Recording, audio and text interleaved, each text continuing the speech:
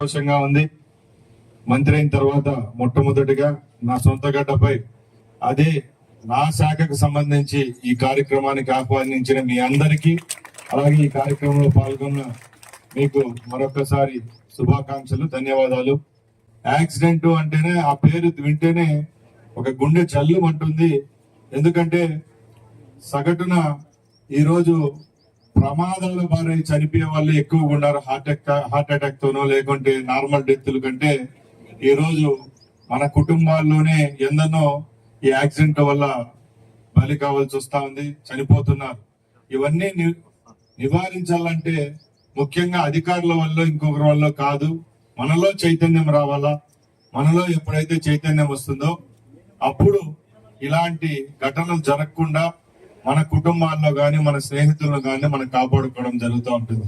నా అనే వాళ్ళు ప్రమాదాలు గురయ్యి వాళ్ళు ఏదన్నా అవుతే పడే బాధ ఇంత ఎంత కాదు. ఎందుకంటే నేను మా తండ్రి గారిని కూడా ఆ రోజు యాక్సిడెంట్ కోల్పోయినాను. కాబట్టి ఈ రోజు ఒక రవాణా శాఖ మంత్రి అయిన తర్వాత ఇలాంటి వేదికల్లో చాలా వేదికల పై నుంచి నేను ఒకటే చెప్తా ఉంటాను. ముఖ్యంగా మనం చనిపోయిన ఎప్పుడైనా యాక్సిడెంట్ అయి చనిపోయిన వాళ్ళకంటే ఆ కుటుంబంలో ఉండే వాళ్ళు నా అనే వాళ్ళు పడే బాధ చాలా ఎక్కువగా ఉంటుంది. కాబట్టి ప్రాంతం నుంచి వాళ్ళందరికీ కూడా మనం చెప్తున్నాం, కేవలం స్టూడెంట్సే కాదు, మామూలుగా ప్రైవేట్ వెహికల్స్ కాకుండా ఎవరైతే మన ట్రాన్స్పోర్ట్ కి సంబంధించిన వెహికల్స్ డ్రైవర్లు, మీరు కూడా ఎక్కువ ఆర్టీసీ వాళ్ళు అనుకోండి, అలాగే ప్రైవేట్ ఆపరేటర్స్ డ్రైవర్లుగా ఉన్న వాళ్ళు కూడా ఎక్కువ మొబైల్ ఫోన్లు వాడుతున్నారు. దయచేసి మీరు కూడా నియంత్రణ పాటించండి. ఎప్పుడైనా మీరు అధికారులు లంచం అడుగుతున్నాను, అధికారులు మాకు కష్టం పెడుతున్నారనో, ఫైన్లు ఎక్కువ వేస్తున్నారని మీరు చాలా మంది గగ్గోలు పెడతా ఉంటారు. అది ఒక పక్కన పెడితే మనం చేసే తప్పులు కూడా కొన్ని ఉంటాయి. ఆ తప్పులు మనం జరగకుండా ఉంటే మీ తరపున మాట్లాడేదానికి కూడా మాకు కూడా హక్కు ఉంటుంది. కాబట్టి దయచేసి మనకు రాజ్యాంగబద్ధంగా ఏవైతే హక్కులు వస్తాయో ఎవరు కాల రాయలేరు. మీకు ఏదైనా సమస్యలు వచ్చినప్పుడు అధికారులతో మాట్లాడేదానికి మేమున్నాం. తప్పకుండా మీ తరపున నిలబడతాం.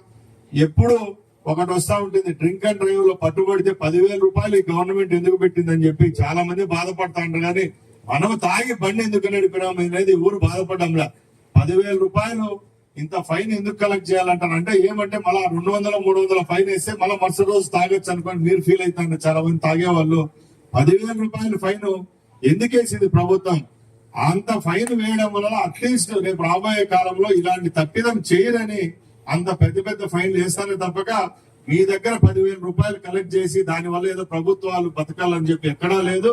దయచేసి ప్రతి ఒక్కరూ ఎవరైతే ట్రాన్స్పోర్ట్ అధికారులు ఉంటారో పోలీస్ సిబ్బందితో మీరు సమన్వయంతో ఉండండి. తప్పకుండా ప్రభుత్వాలు మీకు మంచి కోసం మంచి చేసే విధంగానే పనిచేస్తాయని తెలియజేసుకుంటూ ఇలాంటి కార్యక్రమాలు చేపడుతున్న రాష్ట్ర రవాణా శాఖ సిబ్బందికి, అధికారులకు, అనధికారులకు, అలాగే మున్సిపల్ సిబ్బందికి, హెల్త్ సిబ్బందికి,